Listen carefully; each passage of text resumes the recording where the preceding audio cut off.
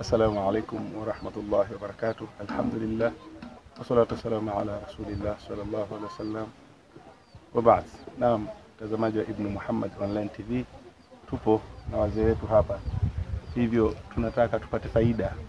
Mtume Muhammad sallallahu alaihi wasallam ametuambia jalisul kubara, kwamba tukae ima tusome kwa watu wazima.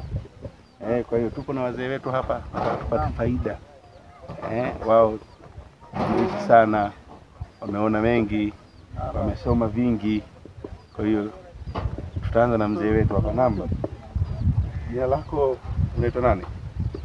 Jina naitwa Sheikh Ali Salum Mbwana.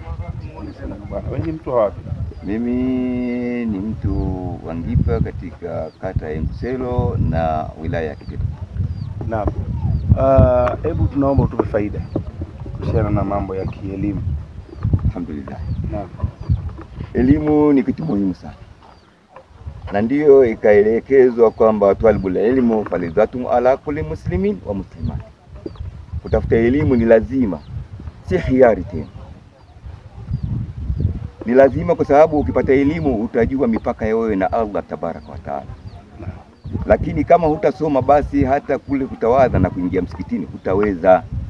Kwa hiyo elimu ni bora zaidi kuliko chochote, na ukipata elimu basi utakuwa unajua mipaka ya wewe na Mwenyezi Mungu. Kwa hiyo vijana, msome na muendelee kabisa kusoma ili mjue mipaka ya kwenu pamoja na Allah tabaraka wa taala. Naam. Jambo lingine mimi nasikia kwamba miaka ya 80 huko, 1980 huko, ilikuwa nyinyi kama mnasoma baraza nje mnasoma milango yote?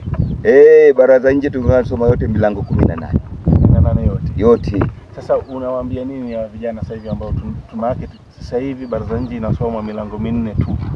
Ni kwamba sasa hivi wao wanajifanya wanaenda na wakati, lakini kinachotakiwa ni kwamba tuanzie mlango wa kwanza mpaka tumalize milango 18. Ndio maana huwa tulikuwa tunachesha kuanzia saa 2 mpaka saa 12, humo tunasoma milango 18, kuna mawaidha humo. Lakini siku hizi wanasoma milango 4 tu, saa 6 wameshatawanyika. Sasa hii tunawaelekeza kwamba wanaenda kinyume na jinsi tulivyokuwa sisi.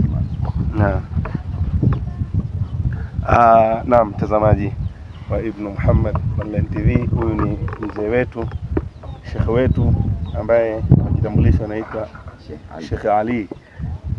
Sheikh Ali wa Mbwana. Sisi tunashukuru sana.